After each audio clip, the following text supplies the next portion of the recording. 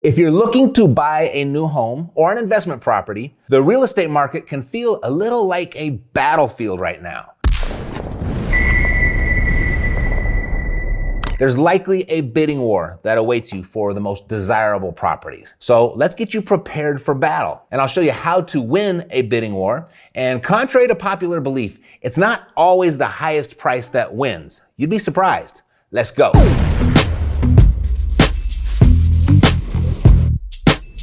Hi, my name is Matt Theriault, CEO of Epic Real Estate, where we show people how to invest in real estate so they can escape the daily grind and retire early. And depending on how you're going about your real estate investing, or even if you're shopping for a new home to live in, you're undoubtedly experiencing competition for properties, which are more and more each day, resulting in bidding wars. A bidding war refers to when two or more prospective buyers of a property compete for ownership through incrementally increasing bids. We're seeing houses get 10 or 20 offers in a few days, said Quincy Giles, an agent for Simply Vegas in Henderson, Nevada, and prices going for $20,000 to $30,000 or more over asking. Christina Smallhorn, an agent for eXp Realty in Baton Rouge, Louisiana, says, with so few new listings hitting the market, buyers should expect bidding wars.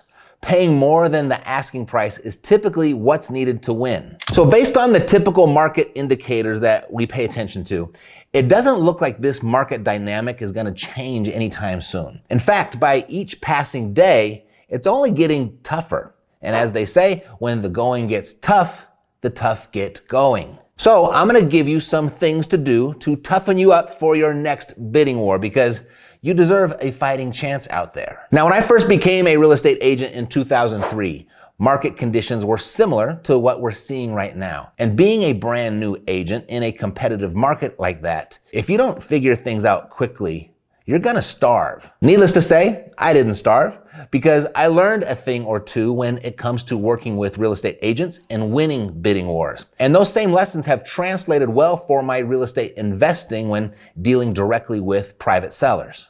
First thing, it may seem unfair that you have to go through this, but it's just what happens when demand exceeds supply. And right now, it's so lopsided in the seller's favor, it's something we've never really seen before, not to this degree. But the pendulum will eventually swing back the other direction, and the buyers will again have the power in the market. But for now, the power is in the seller's hands. They call the shots. It's their property, and they can sell it in any way that they want. And that's exactly what they're doing. So for now, as a buyer, you are at a disadvantage before the bidding ever begins. Yet there are things you can do to increase your odds of winning your next bidding war. Number one, know your outcome and your limits. Define what it is that you want to have happen and how far you're willing to go to make it happen. And consider the pain of overpaying, of which is almost a given, versus the process of losing and repeating the experience with the next property and likely paying even more then. It's easy to get caught up in the multiple offer frenzy, especially if you really like the house and you start imagining what life would be like there. It can get very emotional. Establishing your limits up front can help from the emotions totally taking over and provide some protection from making a bad decision. Number two, understand the seller and play their favorite radio station, WIIFM. What's in it for me? Ask your agent to call their agent to ask what the seller would like to see in an offer. Sellers aren't exclusively motivated by price. And if you assume that they are, you're gonna overpay more times than not, or just lose the bidding war. Sometimes a fast close can be the most important thing to a seller. Sometimes the certainty of close can be the most important. And sometimes there's an emotional satisfaction involved where the seller wants to sell to someone who's going to take care of the place, or will appreciate the place, or raise a family there like perhaps they did. Now, some agents will play ball in sharing this information and others won't, but it doesn't hurt to ask. Also, ask your agent to present your offer in person to the seller. Now, they may resist, and they're likely to, but it's their fiduciary duty to represent you in the way that you want to be represented. Don't underestimate the power of rapport that can be built face-to-face versus, sending an email with your offer attached. I've purchased many properties just because I went the extra mile to meet in person, and the seller ended up just liking me more. Number 3, be prepared. Line up your finances. At the very least, get pre-approved for financing. You will likely have to act swiftly in this competitive market. And if you have a pre-approval letter in advance, you will have the ability to do just that. A seller's agent oftentimes is reluctant to even consider an offer without a pre-approval letter. It shows the seller that you are not only serious, but qualified. And don't underestimate the agent's interest either. You see, they don't get paid until the deal closes.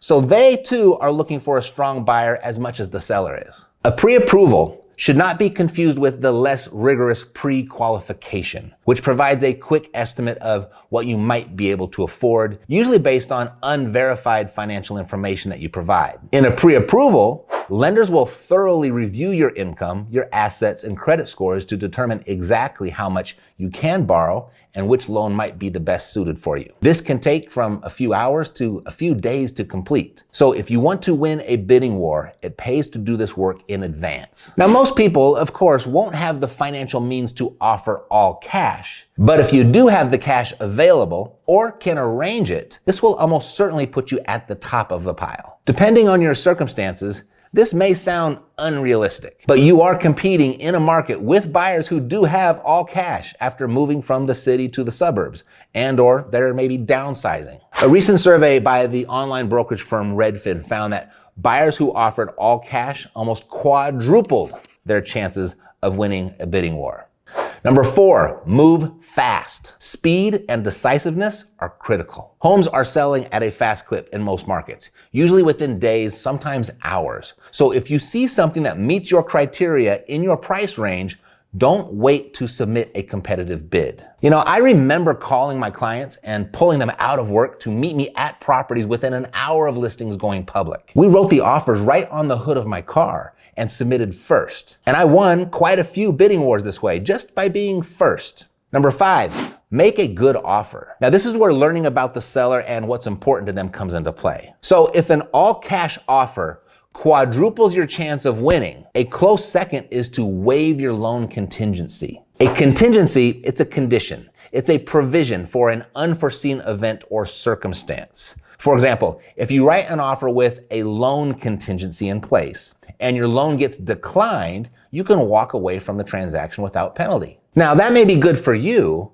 but that uncertainty can cause a seller to pause, especially if competing offers have waived their loan contingency. Even if your offer price is higher. Waiving the appraisal contingency is also an effective strategy for making a good offer, especially in a rapidly appreciating market. Keep in mind, however, you may need some extra cash to bridge the gap between what your lender will give you and the price written in the contract. If the appraisal is a concern and you don't have the cash to cover the gap, offering to pay the seller's closing costs can help, or the transfer tax, or property taxes, or a portion, or all of the agent commissions, of which will increase the net proceeds to the seller without really impacting the price. Waiving or reducing your inspection contingency can help too. And what this means is you're willing to take the property as is, or conduct your inspection quickly. Sellers often see contingencies as roadblocks to a sale. And these days, they're far more likely to accept an offer with fewer contingencies or none at all. However, removing contingencies can introduce more risk on your part. So consult with your agent before making such a bold move. If you really want the property though, it might be what's necessary to win. Increasing your earnest money deposit can strengthen your offer too. It can convey that you're serious about the transaction. Be willing to compromise. Be flexible with the closing date, because some sellers may want to close quickly and others may want to lease the property back for a while after you close. Enter the deal with an open mind. Number 6, follow up. Under normal circumstances, you would want to, hold your cards close to the vest in a negotiation with the seller. But this is an abnormal situation. You're not negotiating so much against the seller as you are bidding against prospective buyers. And as much as you're negotiating the best possible deal for yourself, you're also seeking the seller's approval. Under these competitive circumstances, you have minimal leverage with the seller anyway. So follow up in a way that appeals to the seller accepting your offer. Even if you have to err on the side of looking desperate, make it be known that you really want the property and that you're serious about following through and closing the deal. Placing multiple follow-up calls can go a long way in accomplishing this. Don't be a pest about it though. Now this all may feel counterintuitive and maybe too much for some personality types to swallow. But do you want to win or not? I mean, you may have to lose a bidding war or two before this dynamic really sinks in. And it won't be uncommon for you to be competing against a buyer who has already lost a few wars and is willing to go the extra mile to win this one. A couple final words on the follow-up. Should you receive a counteroffer from a seller, always respond.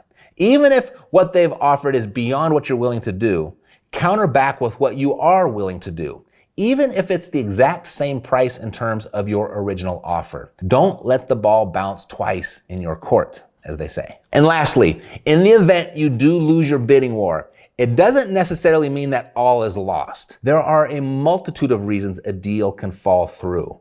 So if you've written a strong offer and you continue to follow up, you may be next on the seller's list should that happen.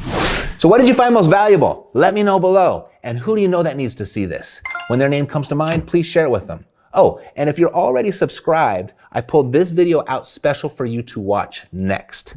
Otherwise, I will see you next time. Take care.